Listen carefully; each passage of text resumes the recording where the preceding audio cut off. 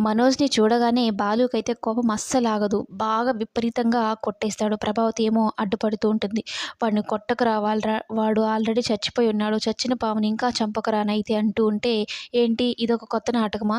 వాడు ఆ డబ్బులతో బాగా జల్సాలు చేసి వచ్చుంటాడు" అనైతే చెప్తూ ఉంటే, "లేదురా డబ్బులు మోసపోయాడురా ఒక అమ్మాయికి ఇచ్చి" అంటే, "వీడే ఒక మోసగాడు. వీడిని మోసం చేసిన ఆ అమ్మాయి ఎవరు? వీడన్ని కట్టుకథలు చెప్తున్నారు. నువ్వు నమ్ముతావేమో నేనైతే నమ్మను. అయినా వాడు చెడిపోవడానికి కారణం నువ్వే.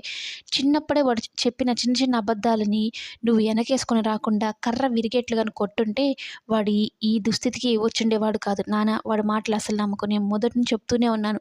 వాడిని నమ్మి డబ్బులు ఇవ్వకు నాన్న నట్టేట్లో మునిగిపోతాము అని. కానీ మీరు నమ్మలేదు. ఇప్పుడు కూడా వాడిని ఇంట్లో పెట్టుకుంటే వాడిని పాముని పాలు పోసి పెంచినట్లే అవుతుందే కానీ వాడు మాత్రం మంచివాడిగా మారడు నాన్న అనైతే చెప్తూ కొడుతూ ఉంటాడు.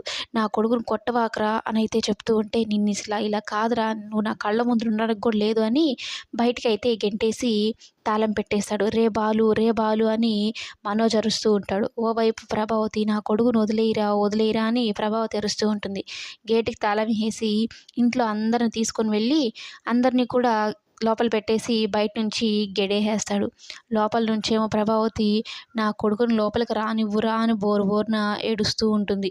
కానీ వాళ్ళ చెల్లెలు మౌనిక ఉంది కదా, ఒక్క మాట కూడా మాట్లాడదు. అన్నయ్యని లోపలికి రానివ్వని కూడా చెప్పదు. ఎందుకంటే మనోజ్ అంత దుర్మార్గుడని, అంత దరిద్రుడని ఆ అమ్మాయికి కూడా తెలుసు కాబట్టి, ఎప్పుడు అన్నయ్యలంటే ఇష్టంగా ఉండే మౌనిక అస్సలు సపోర్ట్ చేయదు మనోజ్ విషయంలో. ఇక ప్రభావతి మాత్రం, "నా కొడుకుని లోపలికి రానివ్వు" అని బోరు బోరున డోర్ దగ్గర కూర్చొని ఏడుస్తూ ఉంటుంది. మనోజ్‌ని చూస్తూ కోపంతో రగిలిపోతూ ఉంటాడు బాలు. ఇక వాళ్ళందరిని లోపల పెట్టేసొచ్చి బయటకొచ్చి చూస్తూ ఉంటాడు.